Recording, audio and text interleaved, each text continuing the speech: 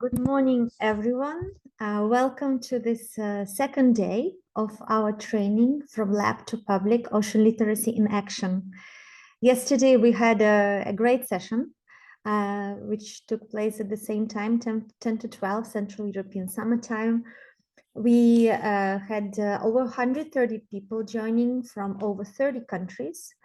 And really a very good discussion. It was mostly a silent discussion because we were exchanging views via Slido poll and Slido Mentimeter poll, and also a collaborative space where people were sharing ideas about different questions that we asked.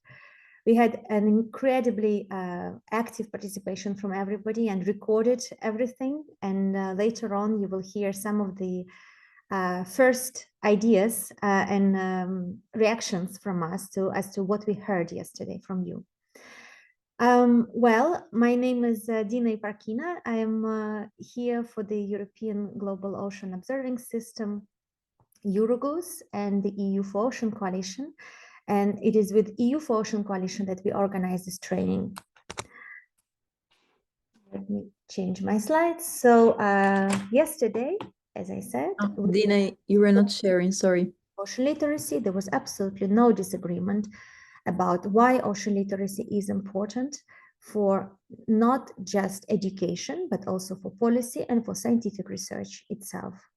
We learned about the EU for Ocean Coalition, about the global movement on ocean literacy, which is spearheaded by UNESCO, and about our own EUROGOOS's project, Scientists for Ocean Literacy, and our Ocean Literacy Working Group, which unites scientists, marine scientists, as advocates and active contributors to ocean literacy. And we also reflected some on the key insights and shared perspectives. And as I said, this session was incredibly well engaged by everybody, and we had fantastic interaction altogether. Dina, excuse me. Today, I think you are not sharing. We are looking deeper into the storytelling in science. We believe that marine science offers a fantastic and very inspiring ground for us to share stories, share the scientists' experiences, share the scientists' knowledge, share the scientists' successes, but also problems, share the curiosity that we all have towards the ocean, and the ocean really truly inspires us. We will also have a practical exercise to build some of the skills to craft clear, engaging messages which are targeted to your audience. And we will have a debate altogether on how to improve our storytelling. We all have something else to learn every day about how we can communicate with more openness, with more efficiency, and more impact. But before we dive into today's amazing session, I would like to remind you about the EU for Ocean Coalition. This is a European Union initiative which brings together organizations, individuals, managers, businesses, public authorities, ocean advocates across three main communities: one for stakeholders, the EU for Ocean platform; one for youth advocates and early career ocean professionals, Youth for Ocean; and one for schools who can join this movement of ocean literacy and become a blue school and form a network of European blue schools to really jointly promote ocean literacy education across the European continent.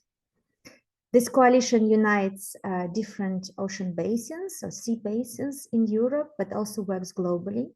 And we heard yesterday from both the European Commission and UNESCO, and this collaboration has been ongoing for years already. So you have here a QR code, you can scan it and go to the EU for Ocean Coalition's web pages on the European Commission portal. You can find out how to join the efforts, you can hear about the news and events, and we hope to see you in this coalition in the near future. I also want to remind you about our own resources here in Eurogoods. As I said, we have an ocean literacy working group and a project, Scientists for Ocean Literacy, which is an action within the UN Decade of Ocean Science for Sustainable Development. And in these activities, we have a repository of resources, ocean literacy resources, games, coloring pages, children books, books which can actually be helpful for adults to read as well if they are not familiar with the ocean matters. Ready to use, openly available sometimes in many different European languages. So please, you can scan this QR code and take a look at those resources. Maybe you can use them in your activities. And now a quick recap on what we are looking at today. So day 2 of our training. After my opening, I will pass over to my dear colleague here, Ana Teresa de Magalhães. I was learning to pronounce this name, and I think I'm succeeding, to present the outcomes of yesterday's collaborative exercise. And then we will dive into the wisdom of our experts, Eric Van Sibyl, Tiago Garcia, and Laura Sucoron, who will give us the trade secrets of good communication, what constitutes communication from academic and psychological and anthropological perspective, but also how to use communication to our best advantage. And of course, what we want to achieve is a sustainable future for us all. So without further ado, let me pass over to Ana Teresa, who has been also actively supporting and organizing this webinar for us. And thanks again for that. And Ana Teresa, the floor is yours, and then you will moderate the rest of the day with my closing at the end. Thank you. Thank you so much, Dina. I will stop sharing now. Thank you. I think you're already able to see my screen. Well, so yesterday we had this... Just to unmute. Can you hear me? Okay. Yes. Well, so yesterday... Yeah. Oh, perfect. Thank you. Well, so yesterday we were able to understand a bit more about what participants, are the participants' engagement on science communication as well on ocean literacy. And you might remember that we had this Canva. In this Canva, you were able to place your ideas, also to include some to the answers of the questions that we posed to you. And this is a summary of what we thought, of what we found yesterday. One of the questions were why engaging beneficiaries and stakeholders is an important process in science.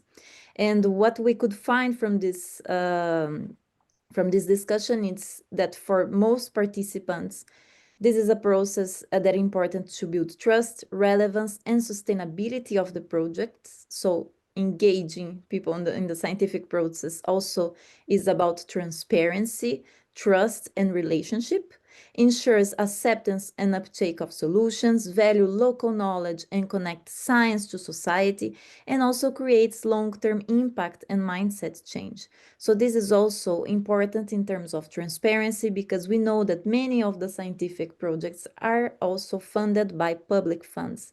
And returning this back to society is a way to ensure as well transparency and give the science back to the communities that are funding them.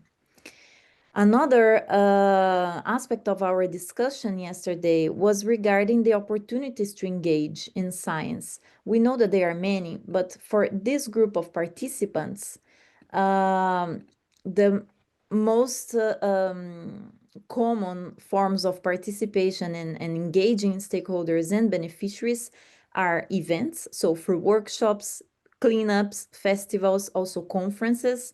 Through social media, we know that some of you also have channels because you mentioned that in the discussion yesterday, but also in the chat. Instagram is a channel that appeared many times, the name, and we will be discussing this as well along those sessions. Videos, campaigns. Another form to engage stakeholders, but also beneficiaries, is through education. Going to schools, connecting with youth, developing programs, also connecting with universities. Digital tools are as well another opportunity. So webinars such as this one that we are organizing, but also webinars to disseminate science, hackathons, online meetings, and another opportunity to engage its governance. So connecting with the groups that we are in touch. Living labs, consultations is another form to engage, mixed stakeholder groups, and etc. We also asked you how do you think we could engage better with those beneficiaries and stakeholders? And across the questions, across the answers, we could see that you mentioned that listening is important, is an important process also when we do science, co-creating solutions, blend digital and in-person strategies when we communicate science, but also creating relationships. So go beyond the events, the one-off events, but creating relationships with those that are our beneficiaries, our partners, or funders as well. Use a simple local knowledge and also visual tools to communicate science, to engage with people that are part of the process, and sharing stories and emotional connections, because we also know that science is a complex process. So sometimes we need as well a way to share this this material on with visually, on a way that is also creating empathy with those that are on the other side. So sharing stories, also creating emotional connections, is something that you also mentioned and pointed as important. Another way on how to engage with the beneficiaries and stakeholders is getting feedback through surveys and interviews. So this is another aspect that appeared on our discussion.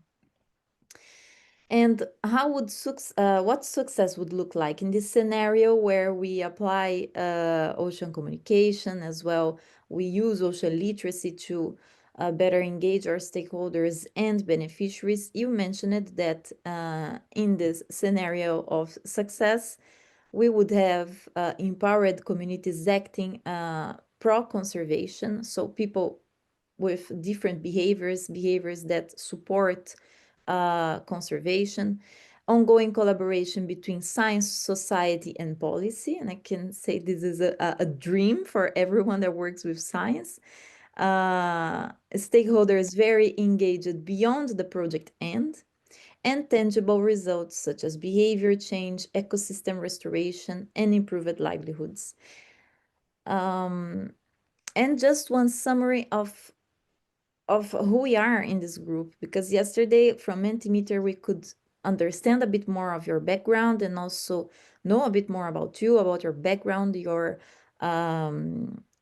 age as well, where you are in your career. So we are a group of more or less 130 participants from more than 30 countries across the world, and majority early career scientists. The main communication channels that you are using today to communicate science are conferences, schools, and social media. And we'll be discussing this topic and others during the session today. But I would like to first ask all of you to open your cameras, because the sessions today will be highly interactive. And to the next discussion that we'll have today, we'll be talking about the science behind science communication. And I would like to call to the floor Eric Van Sebille, who is a professor in oceanography and public engagement at the Utrecht University. It's not often that we reflect on the impact of what we create on science communication. So Eric will bring to us a review, a critical review on how how science communication also has a science behind. So please, Eric, the floor is yours. Well, thank you, Anna, and great to be here, and great to be able to share with so many of you our work that we've been doing on the science behind science communication. So as Anna said, I am an oceanographer. I am a professor of oceanography here in Utrecht University. I added this photo of myself here in the Southern Ocean with a bucket full of salps, for those of you to really show that I go out to the ocean. I'm a physical oceanographer by background, trying to understand how ocean currents move stuff around. And since 5 years or so, I also lead a group in the Department of Science Communication. And there we do research about how science communication actually works and what effective science communication is and public engagement. Because there's really not that much known, right? If you think about it, all parts of our workflow, of our academic workflow, have a protocol. We know how to set up a hypothesis, we know how to do data analysis, we know how to publish, everything is protocolized except for science communication. Science communication is very often more an art or a craft than a science. And I don't think it has to be. I think there is science that you can do on science communication. And that is what I want to show 4 or 5 examples of today.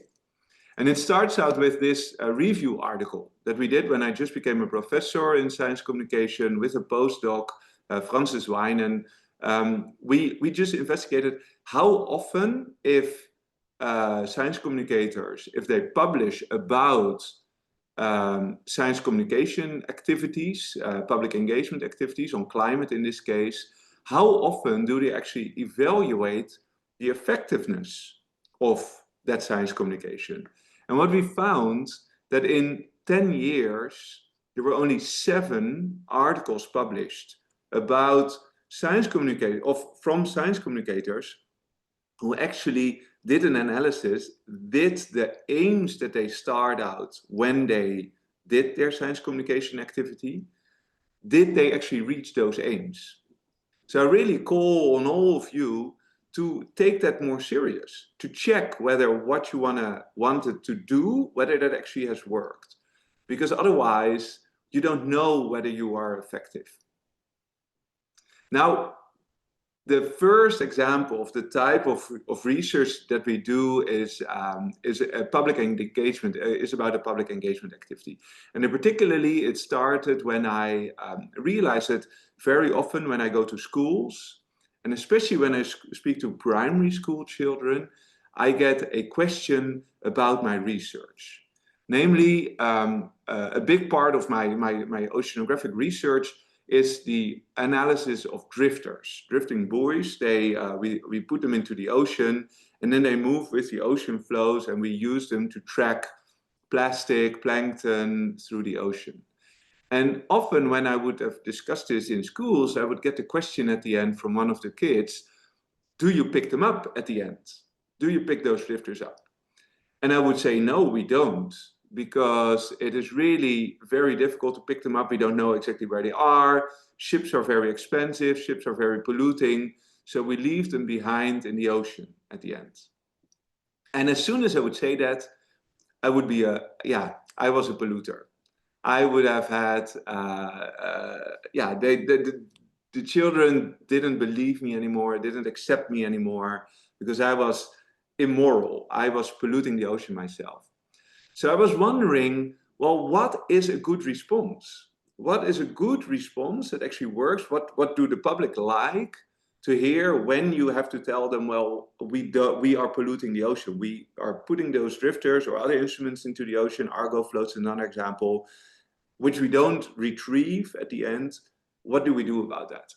So with Remco Slijderink, who's a master student, we did a 2-part analysis, research. First of all, we did a focus group discussions with oceanographers, colleagues of mine, who also put drifters in the ocean. And we asked them, well, if you have this kind of public engagement, then what kind of response do you give? What are the responses that you use if you get a question, well, are you polluting the ocean? And we found 5 of them. One is, well, to collect as much litter, to explain the development of more environmentally friendly drifters, to explain the cost-benefit ratio of the experiment, saying essentially, well, yes, there's a little bit of pollution that we put in the ocean, but in the end, we are learning so much about the ocean that that is much bigger benefit than the pollution that we put in. To start an open dialogue, essentially asking, well, what do you think we should do? And the final one, which was actually the most popular by the oceanographers, is to just say, well, yes, we are putting pollution in the ocean, but really it is a tiny, tiny amount compared to all the other pollution that is put in the ocean. This is really nothing. So those were the responses that oceanographers would give. And then we gave those responses to the public, almost 100 people at public engagement events. And we asked them, how strong do you think those are? Do you support those responses? And interestingly, especially the last one, explain that other sources of pollution are much larger, was really not liked. It was statistically significantly lower scored than all of the other ones. The most favorite one was the top one, collect as much litter as you put in. So at the end of an expedition or a cruise, go back, and do a beach cleanup so that the total amount of pollution that you put in the ocean is the same. But it's interesting that the initial response, namely, well, we are doing, yes, we are polluting, but it is not that significant compared to the global scale of it. It's just not very, very nicely received. And the reason I think is that we are scientists. We are the heroes of this story. We should be even holier than the Pope in some ways, right? We should really be the ones that are doing the best. And how can we be polluting and saving the ocean at the same time? So that then goes to the next line of research that we're doing is analyzing, well, how do scientists themselves frame them? How do scientists frame themselves in their own science communication? And in particular, what we're looking at is press releases written by institutes around the world, and figuring out, well, what kind of roles and what kind of frames are the scientists using when they talk about their research in their press releases? This is work by Eike Vonk, who's a PhD candidate in my group. And talking about heroes, well, actually quite a lot of people give themselves, quite a lot of scientists give themselves the role of hero in a press release. So what Eike did was she looked at press releases both on ocean and climate change, a total of 235, and of ocean and plastic, a total of 88, and then coded what kind of roles there were in 25% or so of the press releases. There was actually a role of the scientist. In the ocean and climate change, it was very often the victim role, whereas in ocean and plastic, it was much more often the hero role, interestingly, right? Although sometimes it was also the villain role. And very often it was also the warner role. And what she then also did in this work is that she looked at, well, what kind of moral evaluation is there? And interestingly, for ocean plastic, there was much more blaming society and saying that society is responsible for treatment. This is quite an interesting difference between press releases on ocean and climate change versus press releases on ocean plastic. If you want to see more about this, the paper is published. There's much more analysis also on other types of frames and narrative elements. There's much more detail. I now just wanted to highlight this. Now, these are the press releases. What Eike did next was that she investigated, well, how many of those press releases are actually picked up in the media, in newspapers. English language newspapers she analyzed specifically for the ocean plastic data set. And then she looked at, well, 4 press releases that picked up by either no newspaper articles in the first column, by less than 5 newspaper articles in the middle column, or by 5 or more articles in the right column. How often are there certain what we call news factors in those press releases? And there's a few very, very interesting ones here. For example, bad news. The press releases that have more than 5 or more mentions in the newspaper have much more bad news. So putting bad news in your press release actually increases the chance of it getting into the newspapers. Interestingly, scientific relevance is the other way around. Not mentioning,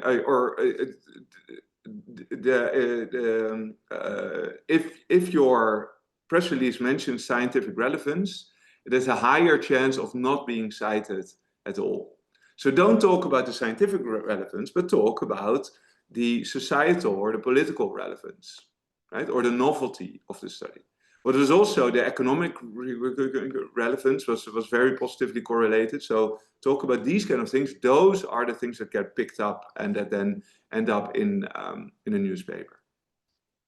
And finally, the third analysis that Eike did in a study that is now accepted in geoscience communication is that she looked at, well, what happens to the storyline between the press release and the newspaper articles. And for that, she looked again at the framing, the type of information, the type of messaging that was in the press release. And here I show an example of one specific press release, but she did this for 14 different press releases. And she looked at, are certain frames, are they present? So if it's white, it's not present. And if it's colored, it is present. So in this press release, there was talk about the treatment recommendation. There was an urgency to take action. It was said that society was responsible for fixing it. The cause was also society and industry a bit. And the problem was very much biological. So that was the information that was in the press release. And then Eike analyzed how much of that actually ends up in the newspaper. And that's this. So the treatment recommendation was very often taken up, although some newspapers only talked about the biological problem. In fact, all newspaper articles talked about the biological problem. Almost all talked about the industry as being the cause. And then some, well, the more we go, the more of the frames got dropped. But there were also frames that were added. That industry is responsible for treatment. That was never in the press release, but it got added in the newspaper article. And that the politics was responsible for treatment the same. So again, this is just one small example. There's much more information on the full paper if you want to have a read on this. And this really shows that you can do science behind science communication. How do you analyze this? And with that, I want to wrap up. These are my three conclusions. The first one, the most important one, science communication is a science. Its effectiveness can be tested. Second one is don't assume that the public shares the same values as you. Get out of your bubble and check your assumptions. And that is especially related to the story I told about the drifters and what to do, how to deal with negativity about polluting effects of our research. And the third one is then don't think about what you want to send, but think what your audience wants to receive. Your stories and frames are taken over by the media. And that means that you have much more impact than you think you might have. There's a lot of what's called journalism. Journalists that just copy press releases verbatim because they don't know much more than that. Thank you. Thank you so much, Eric. And indeed, that is very enlightening also to learn from you in this sense. I didn't know this aspect of the bad news, but it shows how we also need to frame differently our messages when we talk to the media. So now I would like to call our next speakers. We will have a hands-on session now, which is our workshop on science communication. We will learn from Laura Securon and Thiago Garcia. Laura Securon is an environmental communication strategist and founder at Meridian Agency, working at the intersection of ocean and climate action to drive awareness, policy, and impact. And Thiago Garcia is the communication officer and ocean literacy expert at Atlantic Collab. Laura, up to you. Thank you. I'm going to share a couple presentations and they are recorded because we wanted to make sure that they worked well. So I'll start sharing the first one.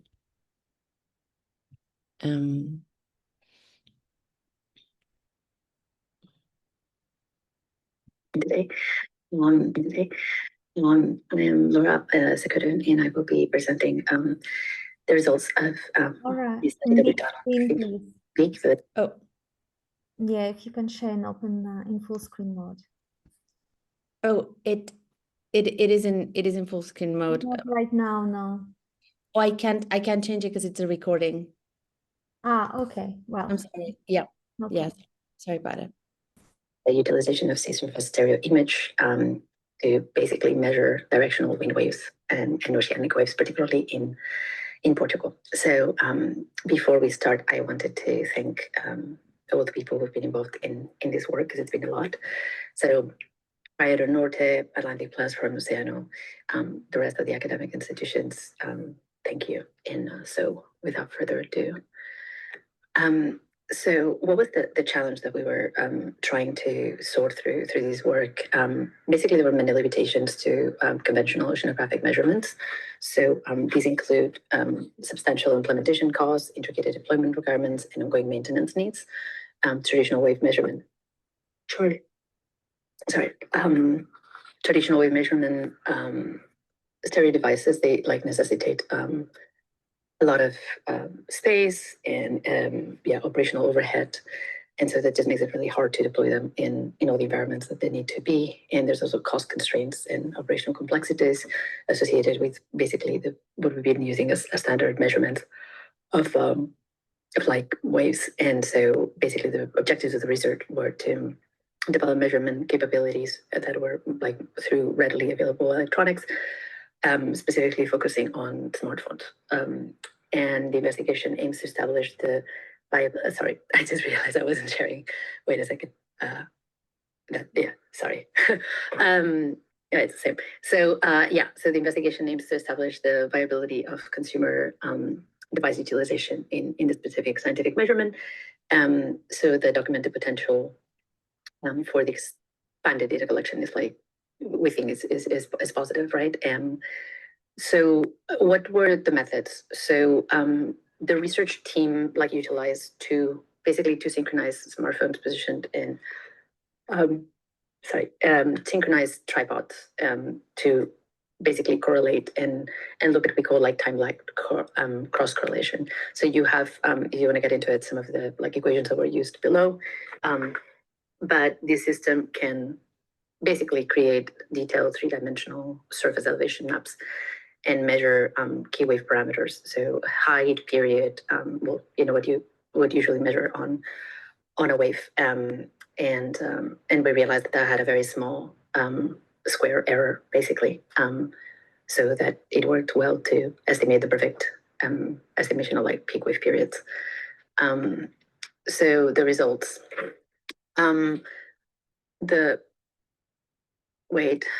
Sorry. Okay. I think hold on a second, sorry. Yeah. Okay, ignore this photo is wrong, is not from the right place. So yeah, ignore the photo, but you know what I mean. It's basically, it's a similar system. Diago, I think he sent me the wrong photo. Okay, it's fine. So yeah, the results were that you can see the study area, and that the green dot is basically where the stereo, again, not the right location, but it's kind of the same thing. So it shows where the stereo system was located and how it works. Basically, you can see the time series and how it got deployed. And basically what you can see at the bottom is how we can do this 3D surface grid kind of reconstruction of the wave. And that's basically been the impact of our work so far. So as you can see, it's been published in many publications, and we are proud that is the case. It's been really difficult to get here.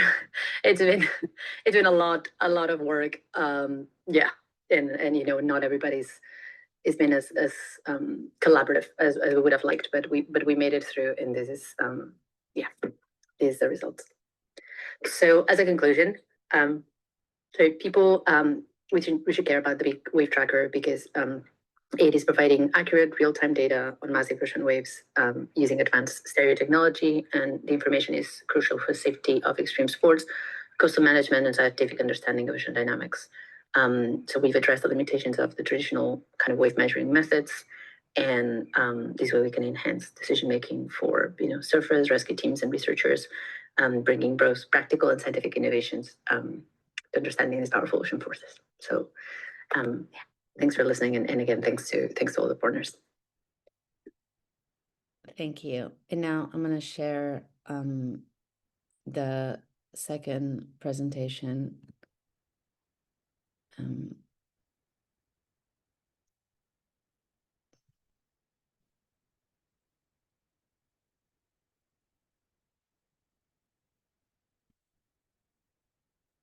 Hello, everybody. How are we feeling? I am so excited to be here today because we're going to talk about how to measure giants, that is big waves. So I would love to know before we start if there's any surfers in the room. If any of you, it counts as if you're a wannabe surfer like myself. If there are any surfers in the room, would you let me know? The video is black, let us so know where if you you're can from. reshare it. Yes. Oh, Thank you. gracious. Okay.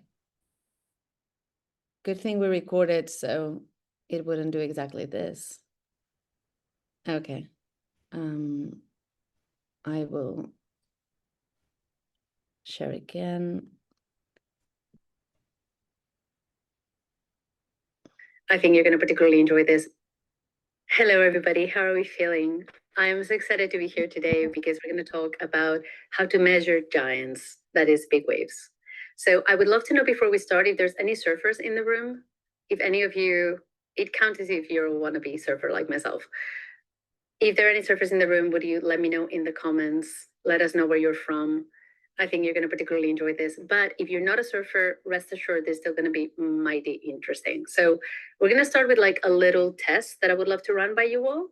We're going to try to measure waves by eye. So I'm going to play two videos for you from two world-class surfers, Maya and Justine. And you're going to let me know which of the two waves you think is largest. So we're going to start with Maya.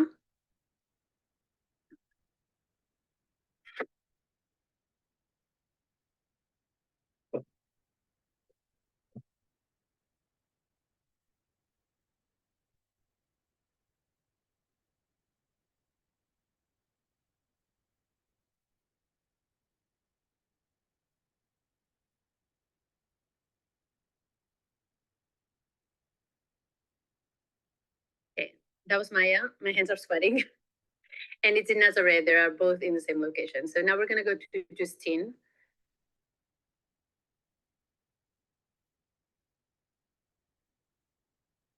No,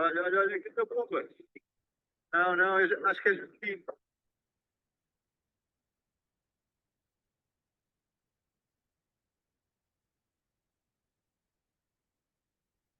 Bye! And that was Justine. Do you have an idea in your head of like which wave was bigger? You can also drop it in the comments. Let us know, like Maya or Justine. I would love to know which way the votes go. Okay, so now that you've decided mentally, I'm going to give you the answer, which is, drum roll, please.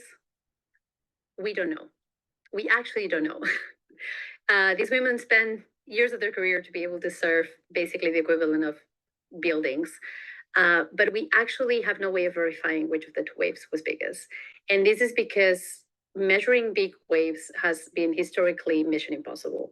There's many reasons behind that. The first one is that single point methodologies like satellites or sensors on buoys are actually not very useful for this like three-dimensional, very dynamic, complex phenomena. If we were to try to put a sensor directly on the wave, that would be basically the equivalent of throwing a GoPro inside a washing machine, so also not particularly useful in the objective measuring of them. Trying to place those sensors is also very risky in this like high, wave impact areas. And what's also really difficult is that we don't have like an objective way to measure the bottom of the wave. So when you look at this image, for example, where do you think the bottom of this wave is? What of these three lines? Which one of these would you say is the bottom of the wave?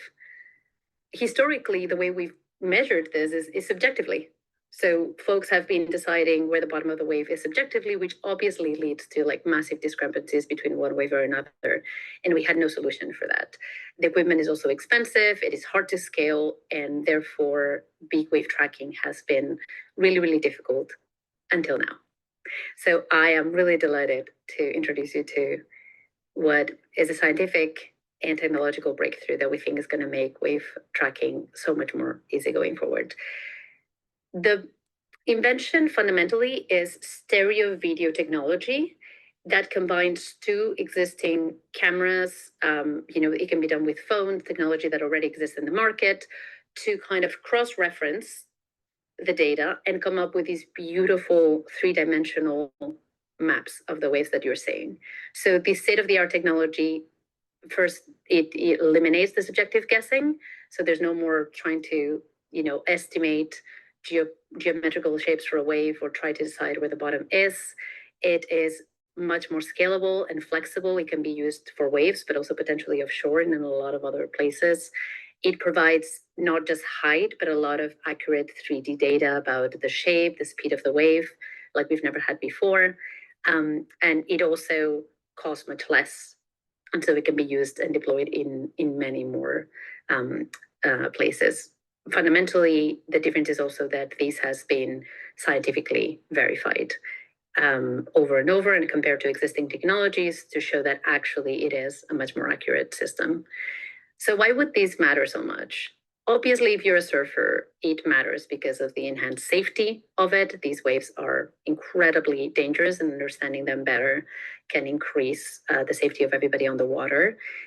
Also performance for athletes, being able to understand exactly the dynamics and the details of the waves that they have surfed can help them prepare for future ones. It will increase consistency and transparency around, all the measurements that we need for awards, and it will stop, the bickering between world-class surfers who otherwise will never know if they actually rode the biggest wave. And that also translates into money, like, the World Surf League brings millions and millions in revenue to coastal areas, including Nazaré, and it is not negligible at all. But looking further at how we have to estimate now the increase of rogue waves and how we need to manage our coasts to be able to handle things like floods and climate change and erosion, this technology can also really serve local communities and coastal planners to be able to look ahead and manage what the ocean is doing to their coast more effectively. So if you, like us, are very excited about this, we would love you to join in unveiling the majesty of these ocean giants. You can check the QR here, and it's going to take you to a website where you can find all the scientific research behind it. You can meet the team behind this incredible breakthrough, and you will also find ways in which you can collaborate with us or help us bring this technology to your particular coast. So thank you so much for your time today. Have a great one.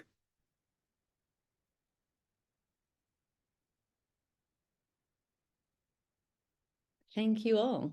I think I'm gonna pass it on to Tiago to explore some of what we just saw. Hi everyone, very good morning. I'm right now in the Azores in a surf trip. It's a cool coincidence, and it's great to make a break in between amazing waves to talk to you about something that I love so much, which is marine science communication and how can then boost or not ocean literacy. For those of you who have not joined Laura from the beginning, we just had kind of a theater play here. As you saw, Laura brilliantly demonstrated or showcased completely different ways of presenting science. In the first one, obviously, not much care about design, kind of a boring monochordic presence, lots of typos, lots of Comic Sans, wrong pictures, lots of reference to achievements of the person speaking, the logos, etc., etc., etc. And then on the second part of our theater play, Laura gave a completely different speech. She clearly worked with a great designer. She made sure she was telling a story, and so on and on and on. You just saw it. They couldn't be more contrasting. And what we're going to do now is involve you in a discussion about what is a good and a bad science communication presentation. No matter who you are and what you do, I think we all have emotions and we all react to these kind of things. And so let's start. And for that, because we're doing this online, sometimes we do this physically in in physical events with the audience in front of us so we can have a different kind of interaction. But today, and judging from the comments I saw in the chat, we have people all over the world, and we're all here in this amazing internet magic box. But that doesn't allow us to interact with you directly so much. So let's use not only the chat, but also Mentimeter. And Anna will start. We have a few questions for you, and please engage. Please, we really want to know how you feel about these contrasting ways of presenting science.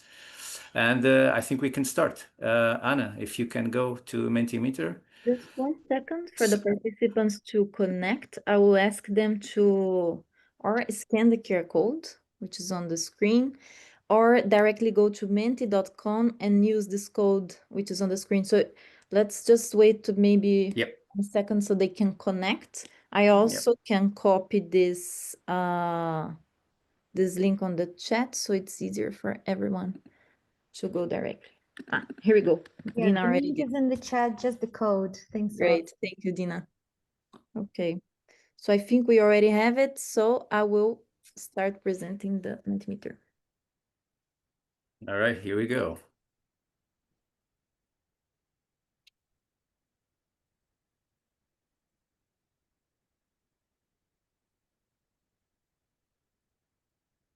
All right, guys. So the first question, and we can already see some results. The first question is, when you prepare a talk, who do you usually have in mind as your main audience?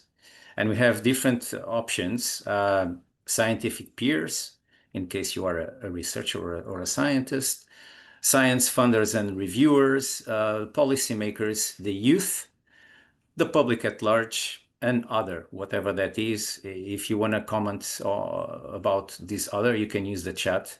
And we can see clearly there's a winner, the public. This is great. This is great that we have so many people already planning their talks and their presentations, thinking the public at large. As Anna said in the beginning, most of research done around the world is funded by public money. We have a responsibility with society, and we have to give back. And it's great that you are already thinking about the citizens who actually pay all of this, and normally are the ones affected by the ocean and coastal problems. That you talk to them. This is really great. So I think we can go on because time is also limited. And Laura, if you want, please step in as usual. So the second question is in one word, and I ask you to type in directly what you have in mind. In one word, how do you feel before before giving a scientific presentation? Okay, this is cool. Anxious and excited, nervous, cool. Let's see if we have more. Yeah, I guess we all relate to these big words here on the screen. Stressed, adrenaline, shaking, trembling. Yeah, been there, done that. Enthusiastic, psyched, amazing. Panic. Oh man, this is now really going places. But yeah, we can see there's a key group. As expected, obviously, we all feel nervous. We all feel a bit anxious, but we also feel excited, perhaps because we love what we do, because we love our mission, because we love to give back, and we see this as an opportunity. And yeah, I think it relates with the previous answers. If people are already planning their talks to the public, then they also feel happy about it, and they feel there's a mission here, perhaps. But of course, we all feel anxious, nervous, and perhaps excited. All right, this is really cool, interesting results. Let's move on. Anna, please. Third question. So as Laura showed, there's many ways to present science.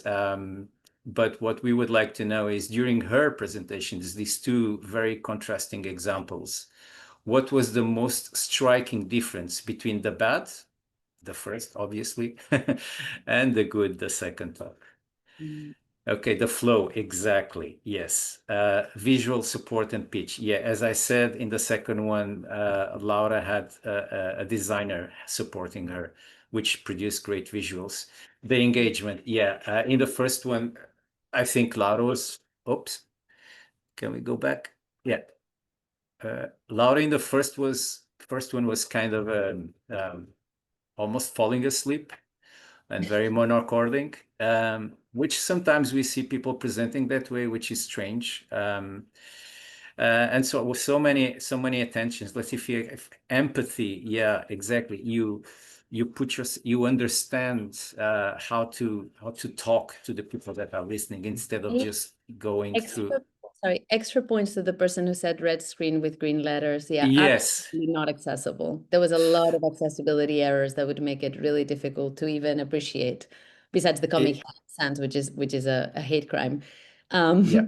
But yeah, well done for spotting that. And the confidence too makes a world of a difference when you, we always say with Tiago, if they're worrying about you, they're not worrying about what you're saying. And I think probably a lot of you are quite concerned about my well-being, in the sense of like, poor woman, what is she going through? And that obviously instantly steals focus from what it is that you're presenting. So that's why confidence matters.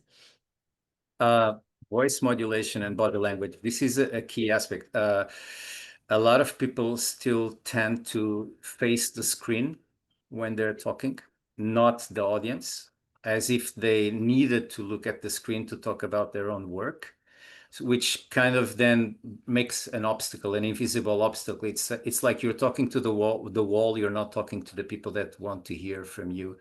I mean, there's really good hints here. It will be amazing after this session to explore these results, because there's really, and thank you all for so much comments. This is great. I'm trying to see if I see something that would, yeah, already spoke about the design, confidence. One thing Yeah. that Eric mentioned in the previous presentation that I thought was brilliant is this idea of like listening first. And I think, Anna, you also touched on it, like listening first. And that's what engagement shows at the start of a presentation, is like, I'm not presuming I know anything. I think there's value in your point of view. I'm giving you the opportunity to engage early on. And this is not going to be just, me assuming you have nothing to contribute to the conversation. So obviously it's harder to do if you so happen to have an amphitheater of people, but those signs of listening go a long way in folks having a buy-in into what you're saying. Yeah. I want to pick on this attention grab. The first one followed like a report structure, right?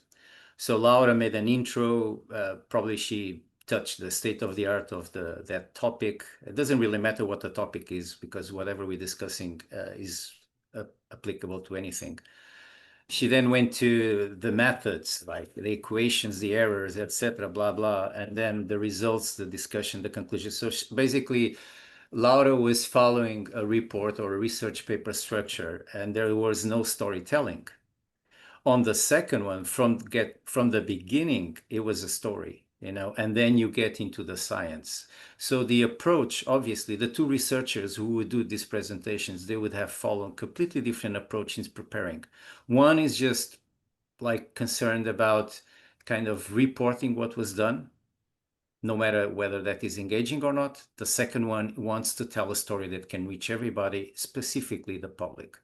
And from the beginning, Laura got the attention of people with the second one. I think we can move on. Okay. Now, in terms of being effective, which we also saw that in the previous presentation, what exactly, in your opinion, made the good presentation more effective? Yeah.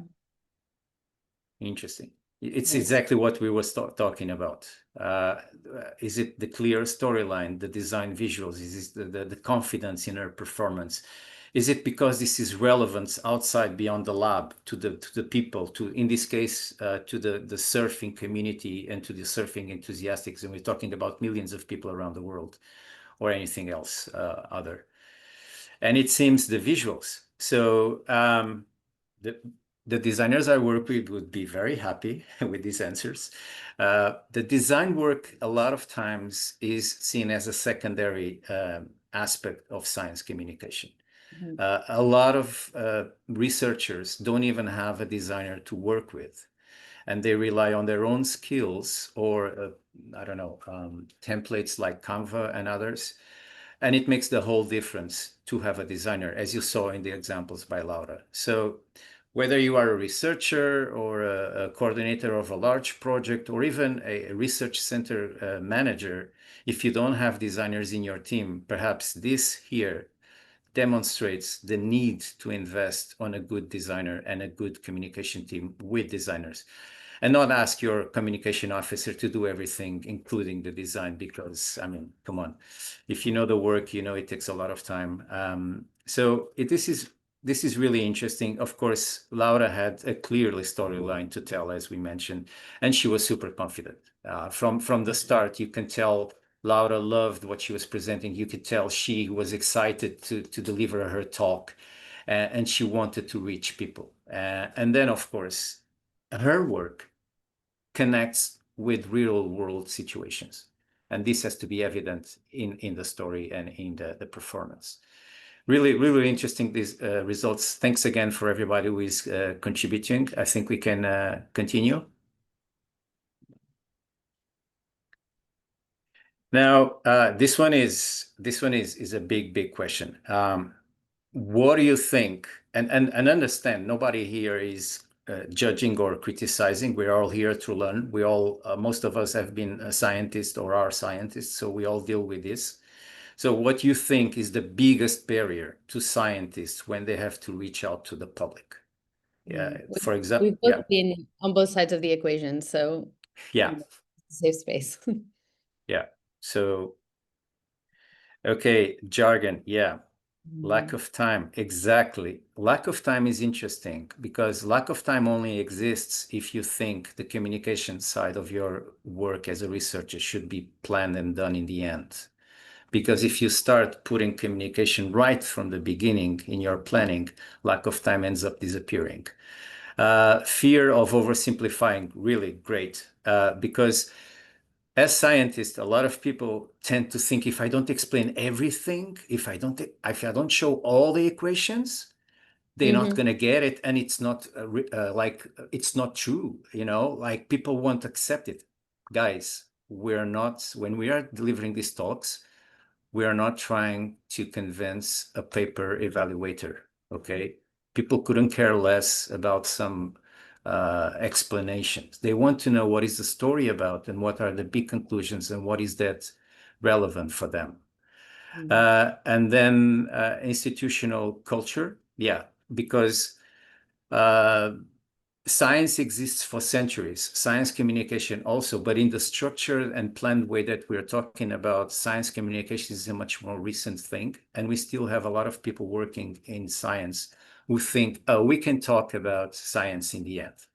Like, how many times have you participated in a project proposal writing and everybody takes care about the technical and scientific work packages, and then right 1 week before the deadline, oh, who are we going to give communication to?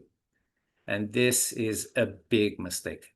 I actually have a movement where I'm trying to hashtag from work package 8 to work package 2. So communication normally goes at the end of the work packages. Why don't we put it on the second work package?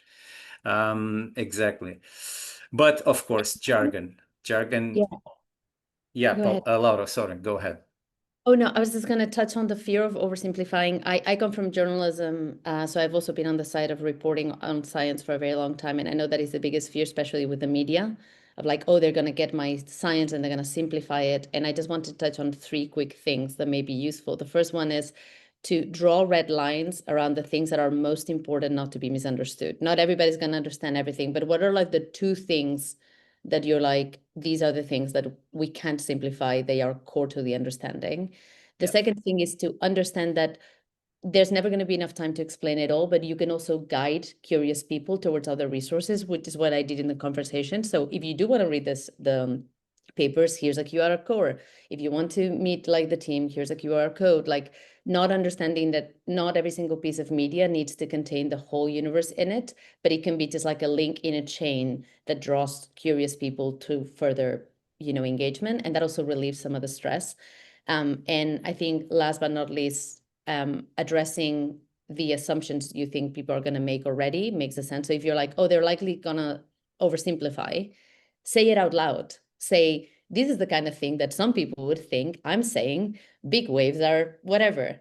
But actually, and that's also part of what I did in the presentation. I was like, you would think that this is easy to do, and I'm going to try to get you to do it. And now you notice that it's hard, and therefore you kind of address those proactively in a way that's not condescending, but you're like, it would be very easy for people to reach that conclusion. So those are just some techniques that I think help address this very normal fear that can definitely be managed. Yeah, I would like to add, if we have marine scientists in the audience, as I believe we do, I believe all of you know what water column is. When you go to the outside world, ask the people in the cafe, what is the water column? Or research cruise. Is that a place, an occasion where a lot of researchers go on holidays on a boat? And so on. So try to put yourself in the skin and the shoes of those you are talking to, not your peers, but like your family and friends and the people on the streets. Are they going to understand these words and this jargon that we all use without even considering the rest of the people? And sometimes, as we've been addressing, we need to, this perhaps is where you can explain things differently, and just throwing a, like the other day, I was listening to this deterministic models. Oh, because we use deterministic model. What is a deterministic model? Like, so don't assume people know. We really need to explain things and be creative. This is the fun part.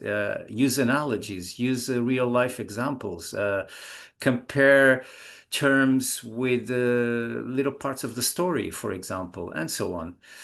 I don't remember if we have more questions, Anna. I think we might have one more. Yeah, exactly. I believe this is the last one, correct, Anna? Yeah, exactly. So, Sorry, Chad. No, we still have two more. Yes. Yeah, okay. Yeah, because I'm not seeing them all. Yeah, fine. Okay, so imagine you're speaking to a coastal community affected by your research topic. Let's imagine, for example, if we're still talking about waves, let's think about coastal hazards, coastal erosion. Let's imagine a fisherman village or a local indigenous community living somewhere in a remote place, and they are clearly affected by that problem. What metaphors, images, stories, or facts would you use to connect exactly what we were discussing? Like, how do you make them understand this is relevant for them and they make them want to learn more? Their children, great. The past, fantastic. You can bring up memories from, I don't know, hurricanes that happen, I don't know when. Make it personal, yeah. Make them feel this is going to hit you. Real life, everyday implications. It used to be like this, it's going to be like that. Exactly, great. Trending memes. I love that so much. You could easily do what people think I do when I do wave science, what I actually do when I do wave science type of style. Like, yeah. I think that's yeah. Cases of coastal erosion in other countries. Exactly, the comparisons. Like, oh, you've seen this happening somewhere. Okay, we might be the next one on the list, I don't know, their usual day, pre and post photos. This is really cool. We just did, so for those of you in Europe, you probably remember a couple of weeks ago, we had a former hurricane Erin swell hitting the west of Europe, like the biggest waves probably ever in August. And it was great to see how the beaches were before and after, because everybody was at the beach and everybody was documenting on social media. So you could show it and people really could see, oh, yeah, now I understand what these swells can do to the coast. Because if I don't go to the beach in winter, if I'm a beach goer that only goes to the beach in summer, with that gigantic swell right in August, and with social media, we could show the effect of a storm and the hazards and then the risks that come with it, for example. Do we have anything else below, Anna? passion. Oh, this is, yeah, I love this. I mean, most people that work in marine science, I wouldn't say most because I don't have the data, but I would say a lot of people that work in marine science have a big passion for the sea. It's one of the things in the planet that is easier to love. It's the ocean. Everybody loves the ocean, even people living in landlocked countries. I remember once I was in Nepal, and my guide in a hiking in the Himalayas, he wanted to know so much about the ocean. It was amazing, his curiosity about the ocean. So use this to engage with the people and to really convince them that we need all to protect the ocean. Okay, and so it's easier. Yeah. Threat to the economy is also a powerful one. Usually also if you speak to more political stakeholders. So a way that I could have started the conversation was actually like, did you know that surfing brings this amount of billions to Portugal every year? And did you know that these are all based on competitions? And did you know that the most powerful people at the top of the charts can actually not even measure who had the biggest wave? And we can't because of a scientific issue. And like you could reverse engineer and putting in the problem or the potential harm at the beginning, so as to make the rest interesting. And that tends to work better with obviously policy or industry. But yeah, the economic pragmatism is a very compelling argument for a lot of the science that we do. This is a great point. For those who only think about the monetary value of things, what Laura said is key. And sometimes that's the way to go. Sometimes, depending on your audience, you really need to focus on the economics of it. Yeah, I mean, we could be here all day exploring this great feedback for you guys. Fantastic, well done. And I guess we can move on to what I believe is the final one. And now, considering that we are in a ocean literacy and a EU for Ocean exercise here in these few days, and congrats Dina and Anna for putting up this thing. This is great. Final question for you guys, I believe, is how much do you think better science communication could improve ocean literacy in society? So is this like the second example of Laura? Is this really important? Kind of important, or not important at all? So please let us. Okay, we can see the results. I mean, after this talk, it's evident. It contributes a lot, obviously. I mean, it's not enough to have the data. It's not enough to generate the knowledge about the ocean. It's not enough to publish all those papers. We really need to invest and to dedicate time and energy and creativity and resources to really good, impactful, effective science communication if we want to improve society's levels of ocean literacy. I mean, there's no way around. The public is not going to read papers or reports. So we really need to dedicate a lot of our work to improve the way we communicate. Laura? I'm inspired by, inspired by Eric and the science behind the science framework, which I think is really useful. To note that one of the issues when I work with scientists that gets brought up the most in this context, like will this help, is the belief that people don't care about scientists or don't believe scientists, especially nowadays. There's like an increased lowering of trust towards institutions, including academic institutions. So a lot of the scientists say to me, oh, but people won't care, people don't like us, people will see us as the enemy. And actually, there's recent research from 68 different countries, the most comprehensive study ever done on the sentiment of folks towards science and environmental science. And the results are people actually do still trust scientists on average a lot in ways that sometimes can be counterintuitive. So religious folks tend to trust science more. Like there's a lot, if you want the study, it's on my LinkedIn somewhere. But what's interesting is that the one thing they say is not that they don't trust scientists, is that they think scientists don't care about them. And so to that point, that's a block. It's not people don't think that scientists care about scientists or that research is important. They think scientists don't care about us. And that is the whole goal of ocean literacy, right? So thought I'd drop that nugget in there.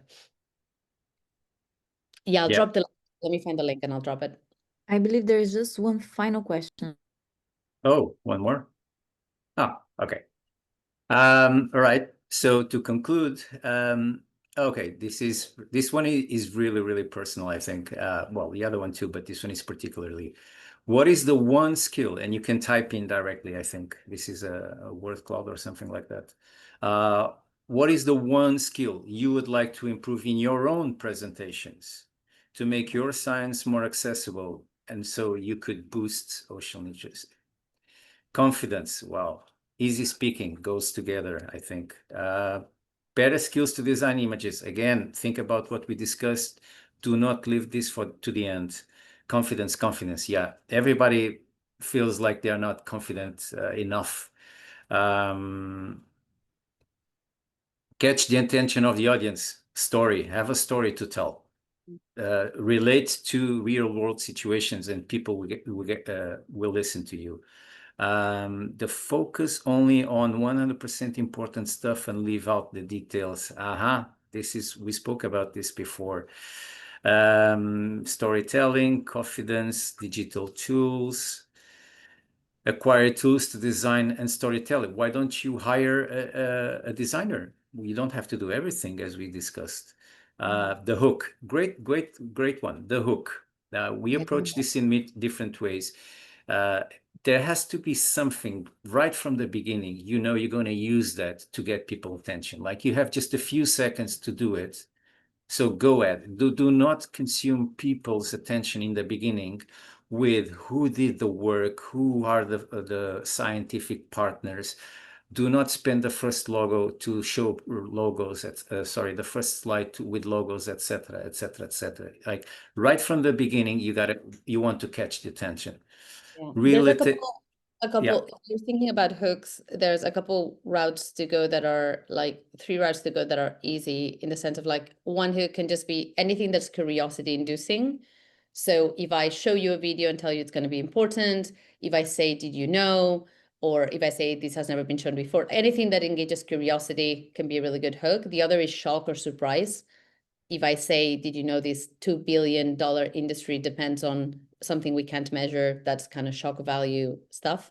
And the third is just connecting to something they care about. So the hook can be, you know, you've been in this community for centuries, you've all seen the coast degrade. I'm going to tell you about something that may stop it from happening. So I think really, shock, curiosity induction, or centering a problem that is relevant to the audience. Versions of those work every time. Yeah, great point. Thanks, Laura. I just saw a comment that actually ended up disappearing, and I read the word fun. Yeah, there it is. Less but accurate and needed information, but in a fun way. When you are funny, you don't stop being professional and reliable and accurate. So when you are communicating, you don't have to be tremendously serious, let's say. And especially when you are talking to these kind of audiences, you know. So, for example, a lot of you mentioned when you present a talk, you think about the youth, and we know that when we talk about ocean literacy, a lot of times we're dealing with the youth. And what's better than having fun things to show to get their attention, right? So really practice this. Think about how can you be funny without being like silly, which is different. And nobody's going to think whatever you're saying is not true or not scientifically verified, let's say. A way to respect people's time. Like I tortured you for 5 minutes on the first presentation, and it feels bad because, you know, our time on earth is limited. And so, you know, amusing people or, you know, doing a joke or making them smile, it genuinely is at a very core level a way to say, I am respecting your time and I understand that like it is valuable that you're paying attention. So I'm going to try to make it worth your while. And I think that's the way that fun is also perceived. Yeah. Again, as I said, we could stay here the whole day exploring your brilliant and amazing and very relevant feedback. I mean, every time Anna goes down on the screen, I see things that I would like to explore, but I know our time is limited. And I know Laura has something to show you as a wrap up that kind of tells the whole story in different ways. So Laura, if you wanna conclude. Yeah, thank you all so much for the feedback. That was our intention with Tiago, was exactly this. Like, there is already so much knowledge in the room about what makes a good and bad presentation. And we have already all been submitted to good and bad science, communication materials in our lives. So we wanted to be able to upwell like all this knowledge, but for you to move on with a certain sense of clarity, which we have also decided today that clarity matters a lot in presentations and in ocean literacy in general, and not to add to the entropy of things. We've created a little framework that hopefully is going to help you be able to think through how to implement everything we talked about in your science communication. And I called it like the pyramid of great science communication, which basically looks like we start at the bottom with accessibility. Everything you put out there, before it can be memorable and funny and beautiful and and emotionally moving, it needs to be accessible. And that's where a lot of our science communication falls. And that's where a lot of the first presentation was terrible. It was visually inaccessible. The jargon made it like, cognitively inaccessible too. I spoke too fast. My tone was hard to follow. So the first part is like, how can we make this accessible? And some of the notes here, and a lot of it you've already discussed, are things like format and the design. Does the clarity of the design? Good design is kindness. So that's where accessibility comes in. The second presentation was just more visually accessible.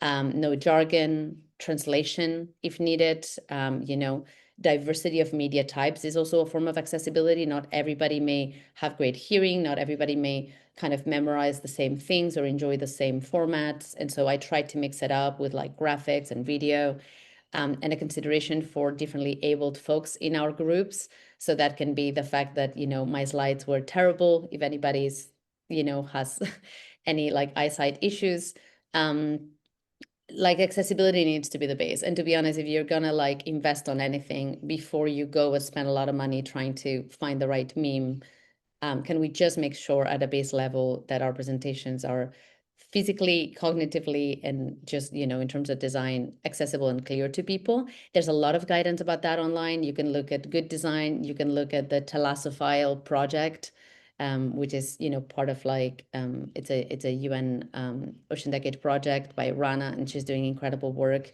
in showing how to translate like ocean science for folks with all sorts of different abilities. Let's just start with accessibility. Once you have that covered, you're like, okay, my presentation is not an eyesore.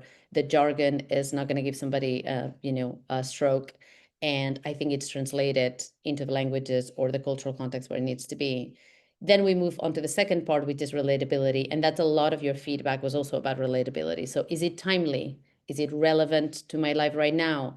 Is it culturally relevant? If I'm in Nazaré, I'm going to talk about surfing because like that's what matters there. Am I adding personal stories? Am I using local or niche stories that if I was in Nazaré, I would be like, remember in 92 when that huge wave came and grandpa's fought about it for months because nobody knew how tall he was. We could have known, like, that type of stuff.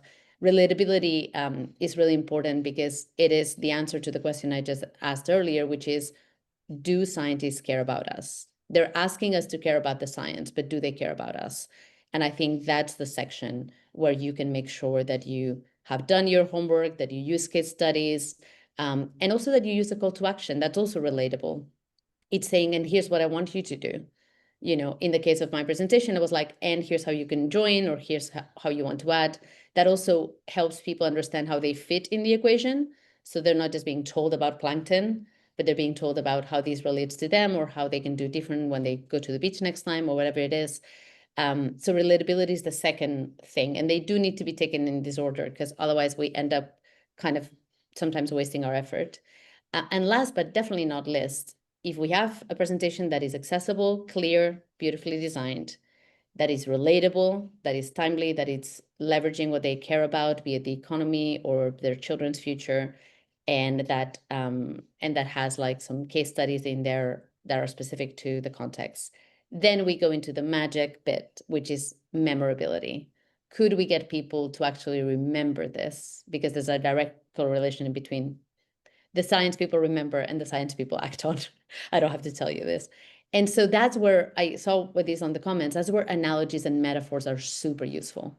you know, if I say like the way we're measuring waves is like throwing a GoPro inside a washing machine, it may be easier for you to remember. So what are the analogies, the metaphors that we can use? How can we inject emotion, which triggers memory creation? So in my case, I engendered emotion by showing you this, women risking their lives. That does something. And that emotion could be compassion for future generations. That emotion could be nostalgia for, the guys we used to know and love. How can you filter emotion in there? Same with humor. We just talked about it. Being fun, relatable, making people smile, makes people want to remember the context of that positive experience more often. Surprise can be one. So at the end, I could be like, and you're all invited to come see it, or look outside your window, or a free resource that you were not expecting. And playing with high contrast. So the people who mentioned flow, that goes a long way for memorability. And it's the same with humor.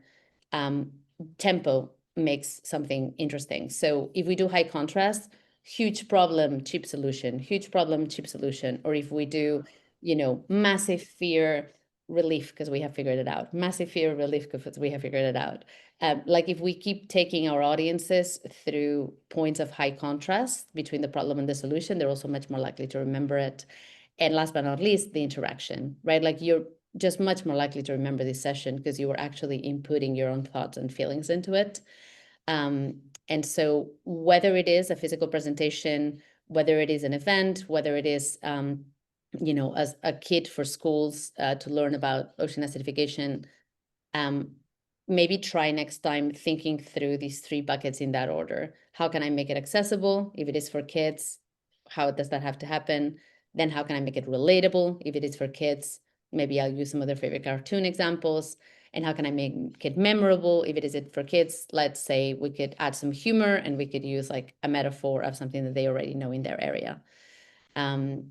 So hopefully that just gives you a bit of a cognitive scaffolding to hold on to when you bring your expertise or when you try to talk to colleagues about what to focus on at each stage of science communication, which I much agree with Tiago, should start happening way earlier on in the research process. Because if those conversations were happening as the research is being conducted, maybe some of those examples would already come up naturally. Maybe some of those ideas for visualization would already naturally evolve, so that by the end, you're also not feeling that crammed and exhausted, to be honest.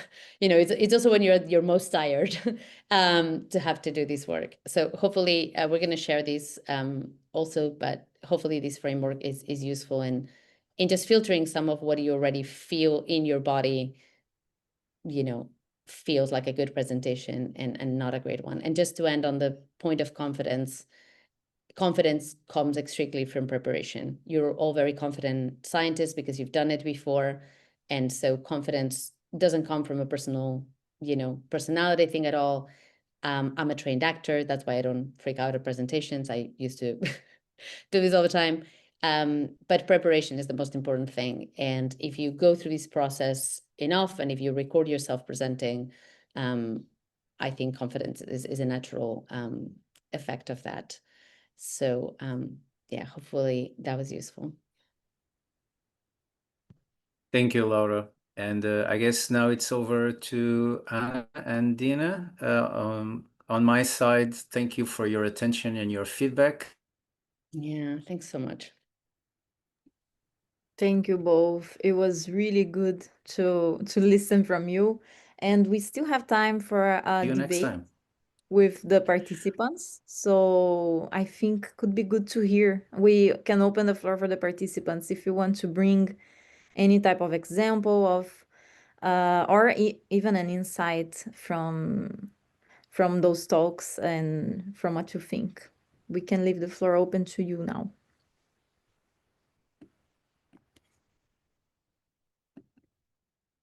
You are a bit shy, but we really would like to hear from you. And Maybe I can start, actually. Go ahead, please. I wasn't sure if I should raise a hand or if I should just start talking. Okay. I just wanted to say I really, really loved the way you decided to start this session. When the first presentation was on with the recording, you 100% had me. I was kind of thinking like, what's happening now? Is this for real? So kudos to you. I learned a lot on how to get into this kind of conversation. Absolutely brilliant. I really enjoyed that. So thank you so much. Of course. Thank you. I think it's about the feeling too, right? Like I can tell you the importance of good science communication, or I can show you bad science communication, so it makes you want to puke. And that is probably going to be more memorable. So we were trying to walk our talk in the way that we were presenting things, but thank you. And to anyone who left early and does not know that I'm actually not this bad, I may have dilapidated my career, but I think it was worth it for the rest that remained. If anybody has specific questions too, like if you're struggling with something specific, I feel like there's enough expertise in this room. If you're like, I'm presenting to this particular audience, or I've struggled with this particular thing, you know, Tiago's a wealth of knowledge too. So don't hesitate to be specific.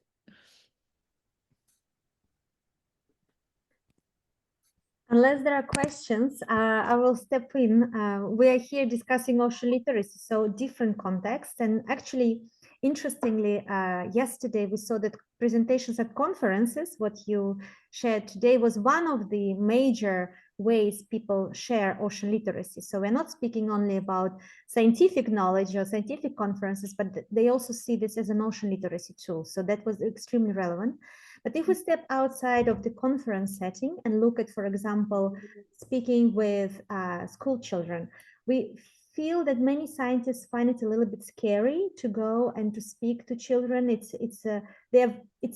very fun thing to do, but to have the first step and to engage with the teachers and to push a little bit into the school to have such a class take place. Do you have any kind of insights on how do you think you can break this barrier, and what could be the techniques that you've been using maybe in collaboration with younger audiences? I think I can say something about that, Dina. I actually have a project in which I give research papers about marine problems to teenagers in high schools. Brilliant. And I gave them the research paper. We're talking about those amazing research papers published in the peer-reviewed journals, okay? The heavy ones. And I asked the teenagers, hey guys, is this interesting? And if so, is there anything relevant there for you? And if so, if you have to tell a story about this to your family and friends, how would you do it? And guess what? In this project, which is called Project 19, we discovered that we thought they were going to go to TikTok to tell stories about the papers. They didn't. They did theater plays, they wrote songs, they did street art, graffitis, they did podcasts, and so many things. The project is available. You can have a look to see the results. And this is a great way to go from the formal education where they are learning about the ocean and they might feel kind of, oh, I don't want to learn about the ocean this way, to a way that they have fun while they're learning. And then they can be advocates. They can be champions for the ocean with their, for example, with their theater plays or their short movies or so on. So I guess this is a great way to bridge scientific outputs into something that people can take into their lives and then amplify the messages and make more people know about the problems of the ocean, for example. It's beautiful work. Tiago, do you have a website for it that you could drop in the chat? Yeah, I'll put it here. Yeah, because I've seen presentations of the work and it's like goosebump, like watching like full theater plays about ocean acidification is like goosebump worthy. I think it touches on what were going to be my recommendations. So I've also engaged quite a bit in turning specifically like ocean research into school curriculums, things like that. So for example, I know Eric is an ocean drifter guy, so we did a project called Adopt a Drifter in Mallorca, where every single school would name and adopt one of the drifters in a recent campaign. And then they would learn through ocean science through the adoption of the drifter. And I think for the youth, and that includes Gen Z, authenticity matters enormously. The youth nowadays has a very high radar for fakeness. And they will disengage if they think they're pandered to. So being authentic, being genuinely engaged, but also not hiding things that are uncomfortable, I think matters a lot. The other one is engagement, as Tiago was saying. If you allow them to participate, they will take ownership and be much more willing. So in our case, the engagement started with a simple fact, which was like, just pick a name for the drifter, and people came up with the funniest purple hippopotamus type of things, and it was adorable. But then they were already bought into it in a way that then made it much easier to say the engagement today is to follow it and learn, which ocean systems is it gliding over. And I think last but not least, this idea of providing choice in the way they want to interact also helps a lot. So if you can say, you can go into groups, or you can choose this activity or this activity, children, again, buy in more when they have any sort of choice. We need not be chaotic, but it could be like, would you like to do that by writing, or would you like to do that by drawing, if it's like smaller kids? So they have that buy-in. And also ask the teachers, they know them so well. So you can be like, what have they been looking at? What are the cultural references they bring up on class all the time? Like, are they all into Minecraft? Then maybe let's use that as a thing. Sometimes we don't ask teachers enough, but they're so knowledgeable, and they love being, also given the opportunity. So sorry, Melita, I just saw your hand. No, thanks. I think not really specifically, but in general, this webinar is really a great thing for the scientific community to understand the need for communication, because I think it's still partly on an individual level who has a feeling for doing that or not. Dina, you mentioned the MC conference last week, and it was really it was a great conference, and it always comes to that we are kind of lacking the systematic, let's say, approach of the scientific community towards communication, because it's still at the individual level, in our surroundings. There's a lot of cases when you do that and your colleagues look at you like, what is she doing? That's not her purpose. That's not what she's supposed to do. And I think this negative view of our colleagues in our environments, for us doing that outreach activities and communication, is an issue that we need to overcome, because it's still not, let's say, validated as much as it should be. And we are still seeing only like our value of a scientist still just seen through the number and the quality of research papers. And I think this is like the basic thing that we need to change a little bit.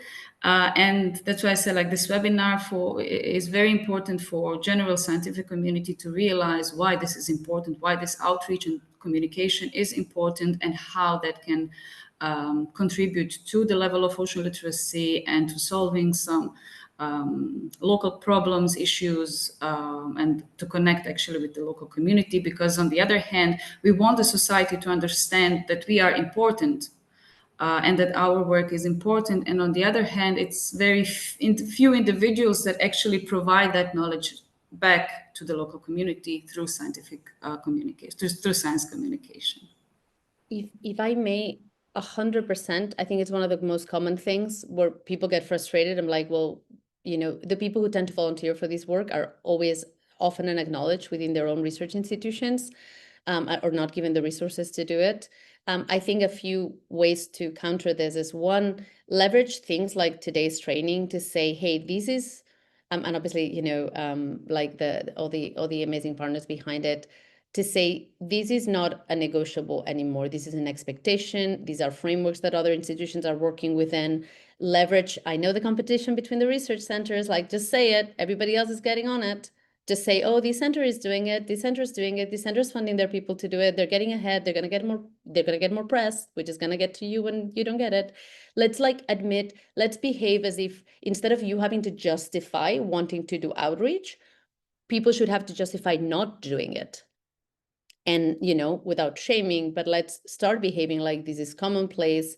This comes with the territory, funding for it needs to be unlocked, and other institutions are already doing it, and we are going to fall behind if we don't. I think is all very fair. And in terms of inside institutions, maybe what I've seen work is not to silo oceans communication as its own discipline, but to create more horizontal task forces where folks who naturally are interested in it or have done a project that was really, well received, can come together and create a bit of a horizontal task force to lobby upwards in terms of like, hey, we're doing this work, but we need more resource. And also educate downwards to their colleagues saying, hey, I know it's scary to do presentations, but we did this one and it went really well. And if you want, we can show you how you did it. And I think it's good to create these hybrid groups that are not just the education department and God forbid anyone else does anything outside it, but it's also not siloed between just individuals, as you say, Melita, that end up feeling like they're doing the extra work for no extra credit. So yeah, sorry, Anna. Would you like to share with the participants some recent experience that I had when talking to the media? Because when you send, for example, a press release or you have the opportunity to talk to a journalist, it's not that they will call you to speak in 5 weeks or in 1 month. They will call you to speak tomorrow. So generally, you don't have enough time to prepare yourself to talk to them. You already need to be ready. So it made me reflect on how we need to frame our messages actually all the time and have, something on our pocket to talk to journalists, so we are not unprepared for a talk, or because we want visibility for ocean literacy, we want this space for ocean literacy, but when we have this space we are not prepared, this can be also a shame, for the scientists or the whole ocean literacy community, because we are not using on the best way that space. So I just wanted to show this experience, because actually, I had this opportunity to talk to a journalist very recently, and I have, very, 5 minutes really to prepare myself. So I reminded, okay, I know this topic, I prepared for this for years, it's been years I'm working on that, so I have this and this and those messages to talk. So, the timing also to talk to journalists is also always very limited, and this is something we need to. So I'd like to hear from you, Thiago and Laura, if you also have some regarding this aspect as well. I think Thiago has thoughts about doing things. Yeah, I would like to share with you my personal experience with the media. There was this really good science journalist in Portugal that one day I was getting frustrated because I was sending press releases about like these new projects and these new initiatives, and no journalist was picking them up. And I was very frustrated. And then, because I was still following, let's say, a very research focused viewpoint, let's call it this way, I wanted my project to be known, and then the journalist just looked at me and said, and what makes you think the public wants to know about your project? They want to know about scientific achievements that have a meaning and a relevance in their lives. They don't necessarily want to know a project that just started. That's not news. So a lot of project coordinators focused on KPIs and like showcasing that they did whatever was written in the project proposal. They force the communication people to issue press releases, and then they question, why wasn't this published in a newspaper, for example? And the reason is this: there was no meaningful achievement in the press release. There is telling the people that the new project started. Come on, there's projects started every day. Why should that be on the news? Once you have something really, really tangible, really meaningful, when you check all the aspects that Laura wrapped up in the end, that's the time you go for a press release.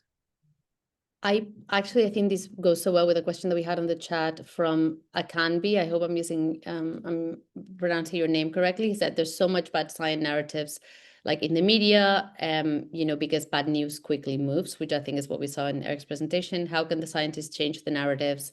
News coming from the highest level of policymakers is becoming alarming.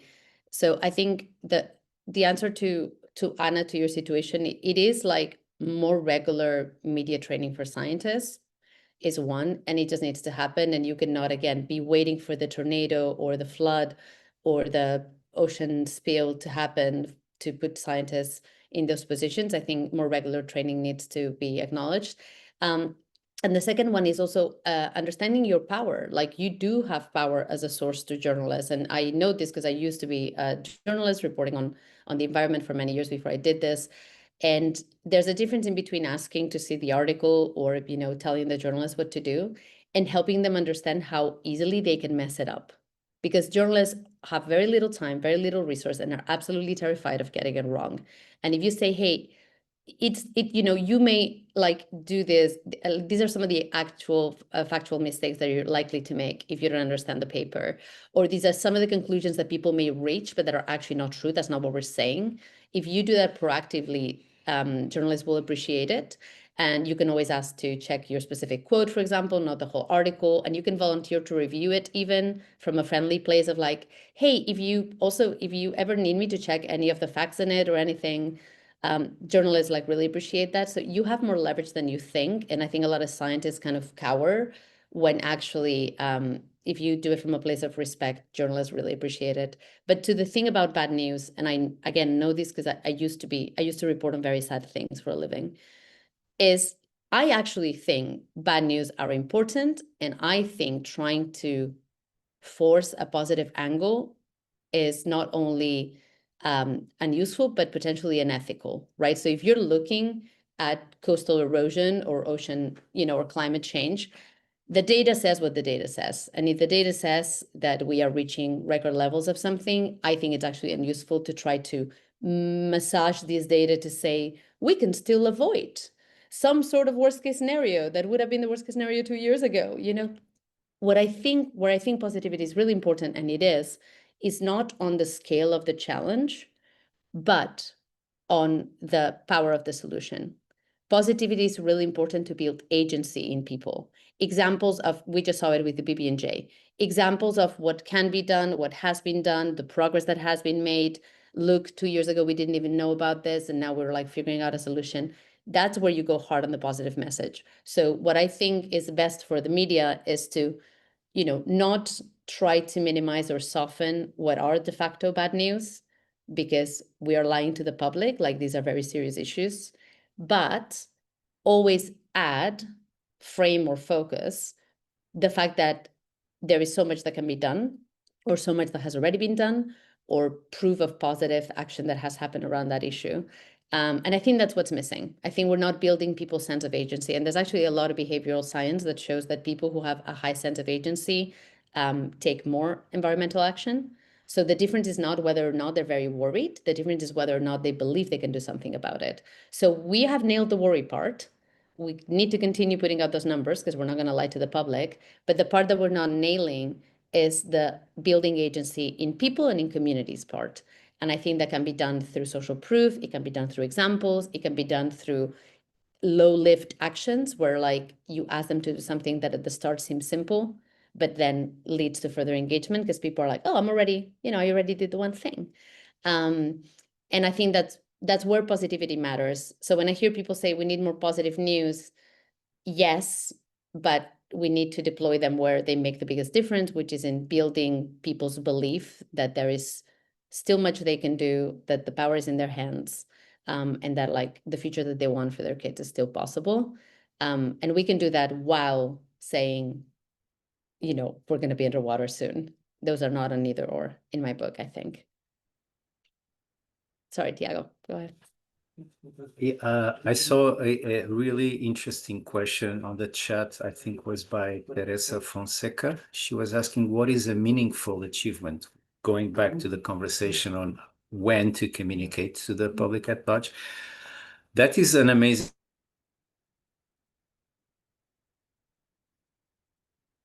exactly because of that. And because we are here in EU for Ocean and in a European context, if you look at the European Commission definitions, you probably find the answer. So the European Commission, especially for Horizon Europe projects, states that we have science, outputs, outcomes, and impact. When you reach impact, that's when you want to be on the news. Something you achieved or you manage your work to have an impact in society. But let's break down what these things mean, because for a lot of people, it's not clear the difference between a science result an output, an outcome, and then impact. Science results, I believe all of you know what they are. They're a direct result of your work, okay? Science outcome is something that it's something that can be exploited beyond the scientific community. For example, imagine we were talking about waves and coastal zone management and so on. So imagine your work is, your research is about developing a new numerical model that can forecast with great hyperlocal resolution the impacts of storms on the coast. So that's the outcome of your work. That model, that system, that forecasting system is the outcome of your work. And let's say you manage to have 20 municipalities in your area using that system. So there you start talking about an outcome. You're already starting having your research being you're already starting having your research being used by the stakeholders, by the end users. And you can even put a number on it. 20 municipalities somewhere started using this new research output. And then with that, let's say you manage to minimize the levels of risk and you manage to avoid concrete problems in the coast. For example, with your system, you could tell port authorities that a new swell, a new storm is coming, and they can remove the material and the equipment and infrastructure to a safer place. Or you can tell the civil protection that during that particular time of the day, with a high tide and the peak of the swell, perhaps the seafront is going to be overtopped by waves and it's not safe at all for people. So with that, you can say we minimize the impact, the risks in a percentage. If you do this through time, you can say something. In the last few years, these municipalities working with researchers, they managed to minimize the consequences, the big bills, the loss of life, it's the damage of infrastructure with the output, with the outcome of research. So when you reach that, you have your headline for a newspaper. Coastal zone managers improved in 20-something%, whatever.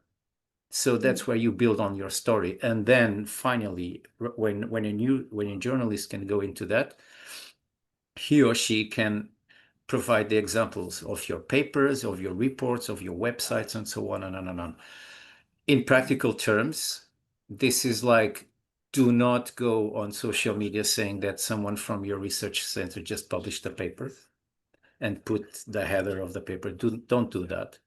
Tell a story about why that is relevant for society, and then to give it some scientific credibility, write down where they can learn by putting the link to the newspaper. So flip the approach, flip the storytelling, go to the meaningful achievement and not to the personal ego massaging event of, oh, I published a paper. Okay, so that would be my suggestion and my reply to the great question by Teresa back in the chat. I think this connects to another question in the chat that I see from Maria. I also wanted to note that, also proactive monitoring matters. So for example, if you're a researcher, you're keeping up to date with the papers that are coming out on your subject. We need to do the same with news, right? So whether you use software, whether you use an agency like us to help you monitor, the answer of what impactful is depends on time.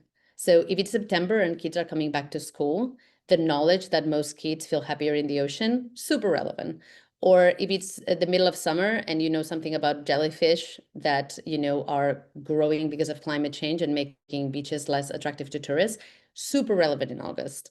And that wouldn't be news in December. It just wouldn't. And so part of it is like, how can we monitor news in our regions? And how can we either use software or just like our day-to-day news aggregators to make sure that we reach out to journalists before or after what is relevant? And that also may go for international events. You know, if UNOC is happening, if COP is happening, then journalists may be more keen to know what you know about ocean currents potentially collapsing.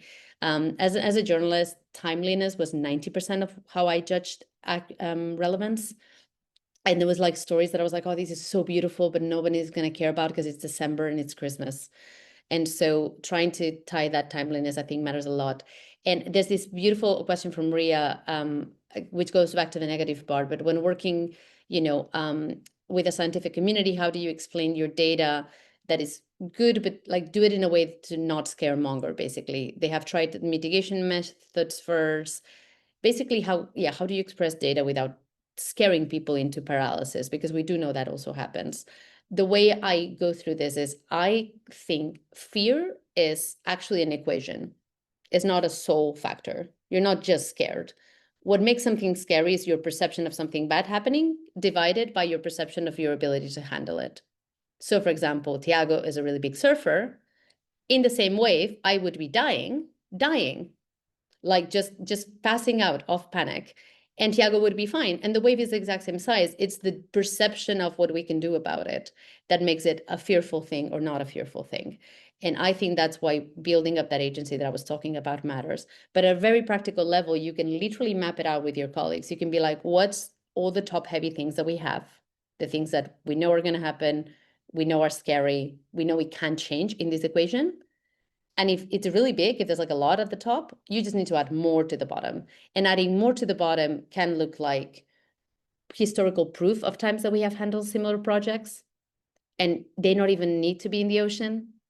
You can be like, hey, with plastics, now we drink them all the time, but, just 15 years ago, we would have all been smoking. Like you can just remind people of the times that historically we've done it. The more specific, the contract, the more important. I think you can also not condescend people and let them into, some people really enjoy this, let them into the fact that like, this is only bad news if it paralyzes them, that a lot of these headlines are self-fulfilling. So you can say this will be fine as long as we don't believe it too much. Because if we believe it too much, then we're going to stop taking action and we're going to make it happen. So it's actually your fear that is going to make these a reality. It's some sort of like fairy tale.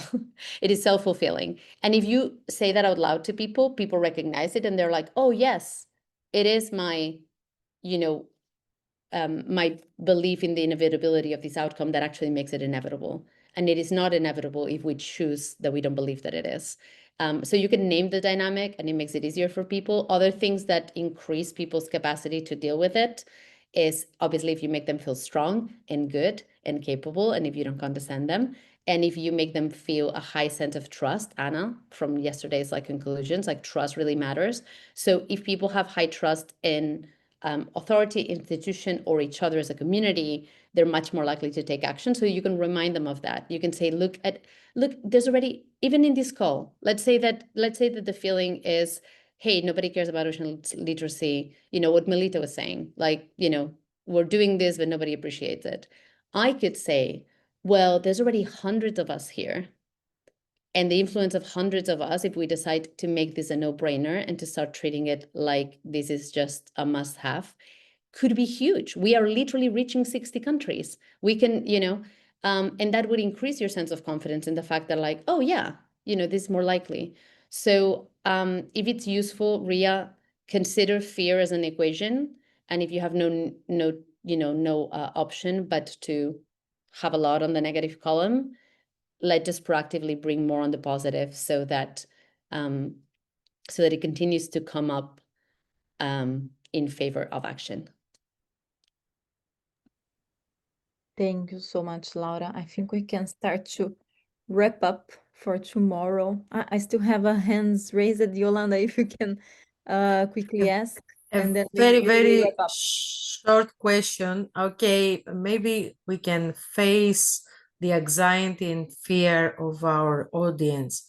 But what about when we have an audience and we have a lot that they feel that, okay, I don't do anything in order to face the problem because the governance, the politics ignore me, ignore my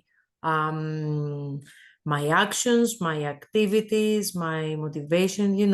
They say they are talking about recycling, and they put the recyclable, let's say, material in where they have to, and they feel that they are how to say that the government, the authorities are making fun of them because actually they don't do recycle. So they say, I don't want to do it. I don't care if they, it is useless to do it. What do we say to these people? Because, they feel that they do something in vain. Early, yeah. I think first we understand that there's just so much we can do as scientists, and that what you're talking about is the erosion of trust in institutions that is happening throughout Europe. And it's happening because of income inequality, it's happening because of a media landscape that's balkanized, it's happening because of reasons that us as individual scientists, it's just wave above our pay grade. So I think just give yourself the grace to be like, this sucks. This is not fully my fault or my responsibility to help solve. However, that said, I think some of the things we can do is first help them understand that small groups can have a large impact, and that being annoying or shaming institution works. So whether you want to use a metaphor like, tried sleeping with a mosquito, or whether you want to use an example of like, hey, we thought the same about this stuff a few years ago, and now they're doing it, and they're only doing it because a group of moms got together, and like we can find those examples. And otherwise, maybe trying to find institutions they do believe in. That works a lot at the local level. So is there a church context? Is there a school? Is there a place where they feel like they have higher agency so that they can get momentum on the big institution? So it can be like, groups of fishers, it can be groups of moms, it can be the football club. If the football club said, why are we recycling the plastic cups? There's no point to it. And they generate a lot of money for the mayor, maybe they would be listened to. So on one hand, I think just have grace for the fact that this sucks, that we're operating in a world that is like increasingly lower trust, but also try to point to examples, points to institutions they do still believe in, and say, hey, collaboration still works there. And maybe that's the place where you go get more people and then go to the said institution that's ignoring you. And yeah, try to find an example to show that small people can make an oversized impact, which has always been the case. So hopefully that helps. But yeah, it happens to all of us.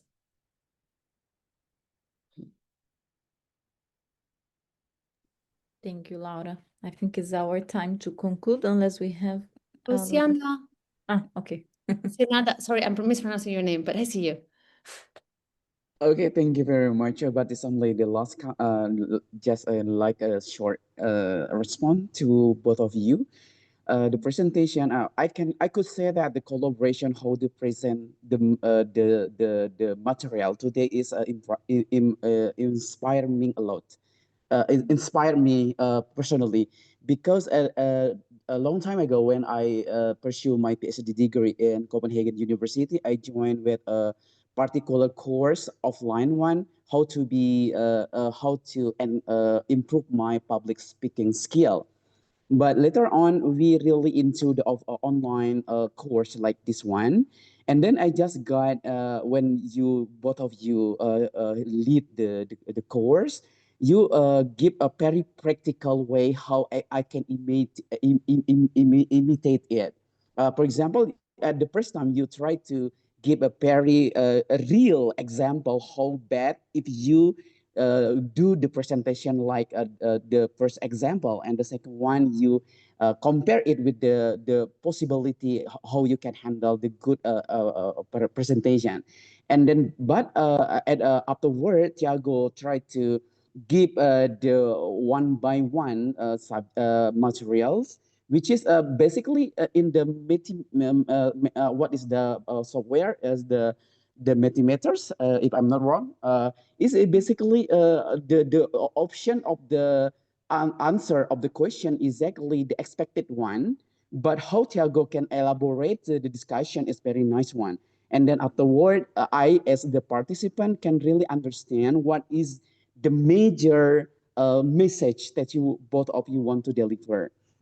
And then my last last and the first question is, I just wonder how I'm from Indonesia actually, and then the young generation scientist movement is quite big right now, and most of them try to decide to be the kind of the influencers in the social media, and then they try to be really into or use the way how to talk with the gens alpha and Z1, and it's a look like work. And recently, we recognize about the power of the viral phenomena.